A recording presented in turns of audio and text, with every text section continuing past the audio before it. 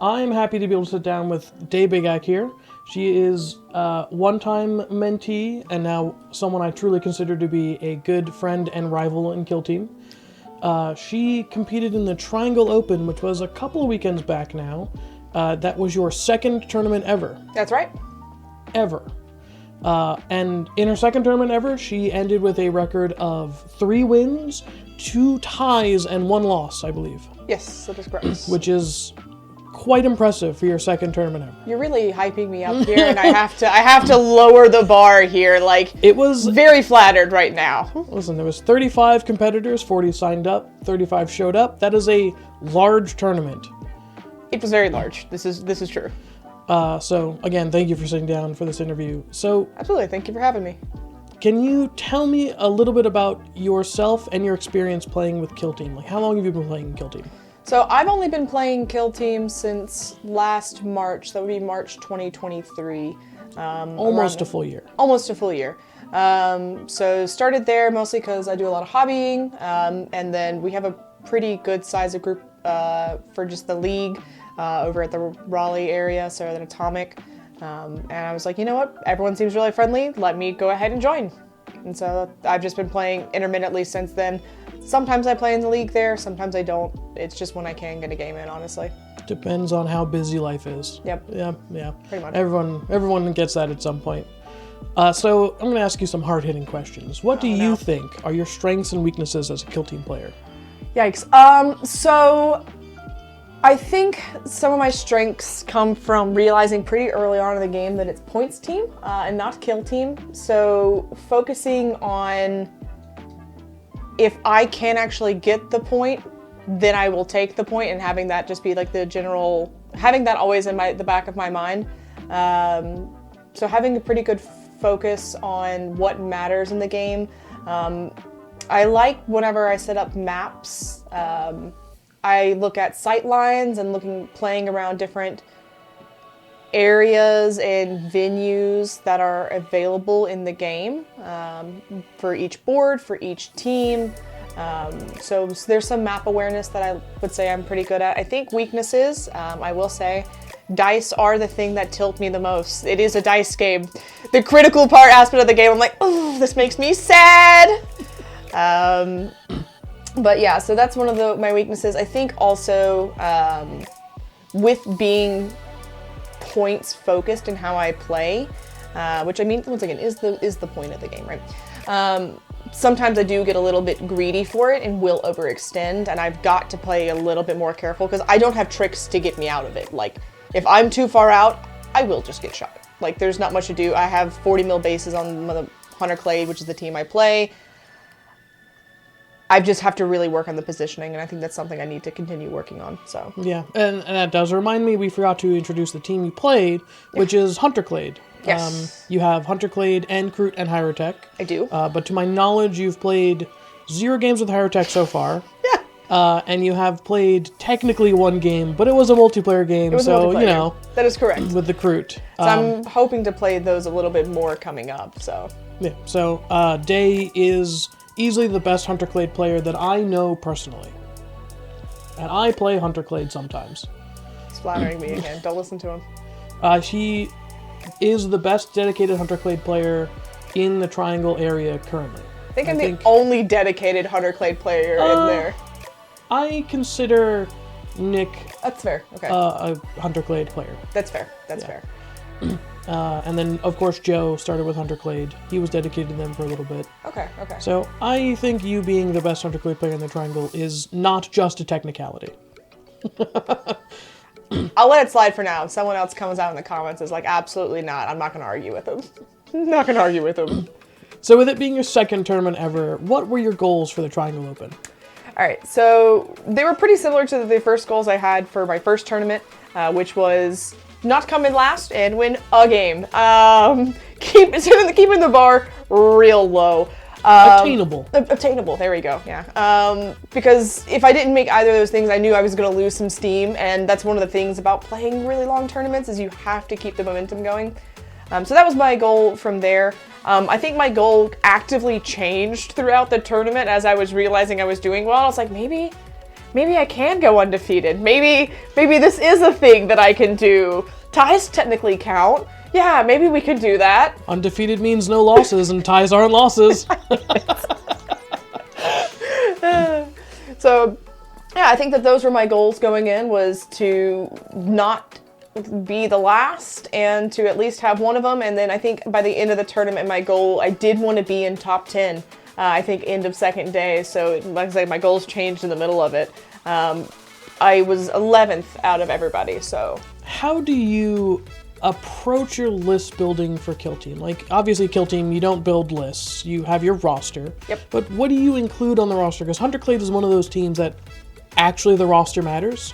It does. So Hunter Clade has a huge roster, and I'll start by answering your question by saying, to build out my roster, I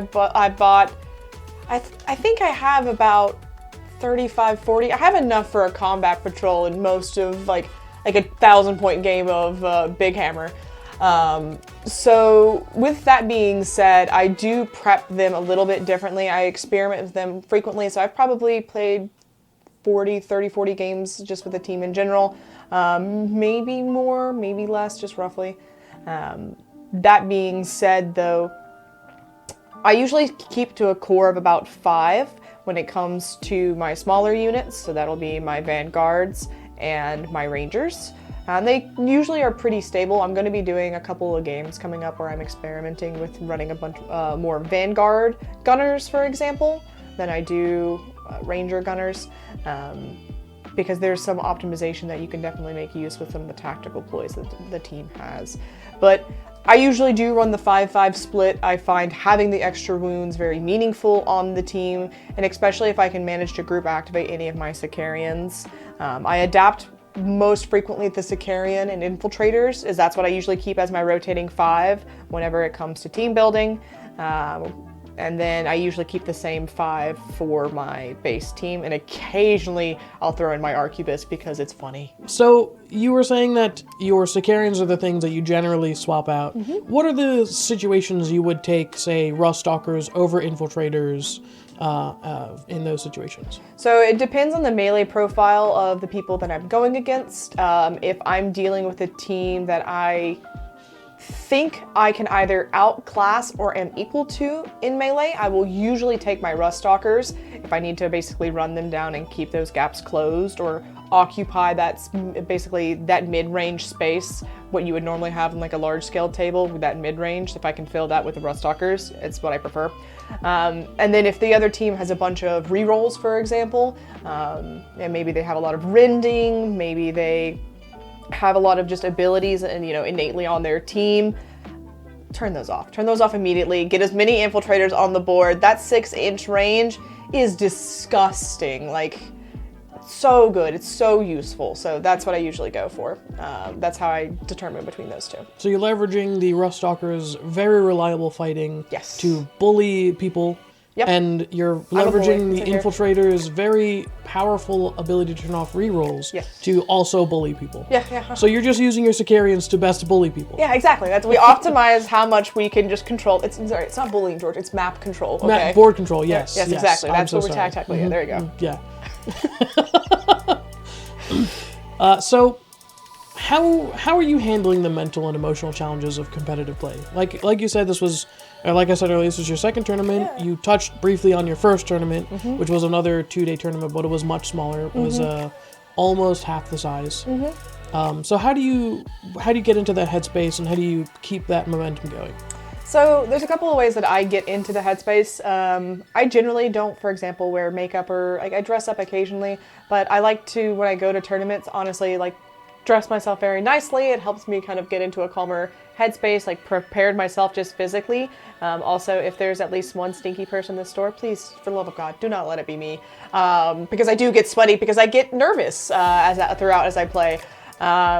Because I do want to play very well. And I'm still fun to play against, but I do like, it's not like I'm taking it out on my opponent or anything. I'm just like, all right, I've got to do better. And that's when I start sweating. It's only against myself. So doing a little bit of morning prep to help me get into that like mental space, and then from there, when I actually get to the tournament. I'm generally high energy, so I usually prefer standing up, for example, while playing the game, so I can kind of get that out and like move around. And then throughout the day, making sure I'm keeping water, for example, staying hydrated throughout the day, because when you get anxious or like you're like really trying to focus on something, you forget to eat. So just doing really basic, reminding myself of really basic, simple tasks to do that. And then also planning recovery time after playing essentially chess for 8 hours of that kind of level of tactics, moving around. Planning some time that I can just go decompress before I have to go into the next day. Maybe that's watching movies, maybe that's just hanging out with some of the people afterwards that are still there, or maybe just going home and curling up in a fetal position and just being like, I did a good job. Whispering positive affirmations to myself as I'm like, oh, it's okay. Yep. The rewarding fetal position. Yeah, there we go. Many people know it. So I think there's a lot of really good information they're putting on your war paint, getting into the right headspace like that. And then also just acknowledging that you'll be stressed out, and then finding ways to still at least like self-soothe throughout the day, and also taking time to engage with other players also, so that even if any of that does like bubble up, because some people get really tense throughout the day, making sure that you're mitigating those kinds of things and being a polite opponent. Yeah, sportsmanship is the most critical thing in Kill Team. If you go to any tournament, the most important thing there, you generally pay a lot of money to go to a tournament, is to have fun. And the best way to have fun is to both play a good game, but also be a good sport. How do you learn from the mistakes that you make during a game and improve your game? I usually will ask my opponent afterwards, what we both thought about it, and kind of have like a little bit of open discussion. And it's just something as simple as, I think I could have done this there, and then them offering some sort of rebuttal, or if there was anybody else watching. Usually in tournaments you have a bunch of other people that are there, just kind of floating around and asking their opinion and being willing to accept it. And if they're not willing to accept it, and then maybe say, well, here was what my thought process as to why I didn't do that, and opening up that set of that conversation to say, okay, well, this is what your thought process was. This is how I would approach that same thought process, and incorporating that feedback slowly over time is what I've done personally. And then also maybe looking at different maps just in my own time, looking at strategically, because when you set the game up, you have 3 different groups. How do I flank those out throughout the map and getting those going through? So a little bit of mental game prep, a little bit of post-game prep. You think you maybe look at your boards in lanes like that because you spent time playing League of Legends where you have those 3 lanes? Yikes. Probably. Yeah, thanks for calling me out about it. I never thought about it like that, but I think you might be right. I don't think it's necessarily a wrong way to look at it, though. I think, honestly, when I think about it, like, what I was imagining, which, I think that probably does that kind of visual training that I've, unfortunately, subjected myself to, is also comes from a lot of military history that I watch, which sounds really pretentious. I know what's coming out of my mouth right now. You are a Warhammer player. I am sure 90% of the audience here. Go ahead, sound off in the comments. Also, read and consume a lot of military history media. So I really like looking at different phalanx and other kind of tactics and stuff like that, because one of the things about Hunter Clade is that if you don't keep moving, if you don't have a continual path or keep going forward, there's no option for them to go back. You just lose ground. So setting up those mobile lanes early and having an idea of how to readjust when DICE decides to just bully me, in a rare instance of me getting bullied. But yeah, I think definitely that's what I'm looking at whenever I'm going and moving around the board. This is a good segue. What advice would you give to newer or aspiring Kill Team players? I would say find a community. Find somebody that is willing to teach you. If you're just gonna go about it by yourself, you're gonna have a really rough time. And then from that, also just be gentle with yourself. Part of learning with that community is that everybody there already knows how to play the game and they're helping teach you. You're just gonna lose. It's gonna be okay. Keep going with it. And also, while exploring with a bunch of teams is nice, be nice to your budget. Don't buy a bunch of teams and stress yourself out with that way. And get to know the game and be comfortable with one team before moving on and going anywhere else. So I would say that. And then I've got only one final question. As somebody who was very recently not a tournament player, It's true. how can players improve their skills and become more competitive and more tournament-minded? It's a great question because I still think I could get better at that. I think the prevalence of chess clocks coming into the scene is definitely something to play around with because going faster, like I mentioned earlier, is one of my weaknesses.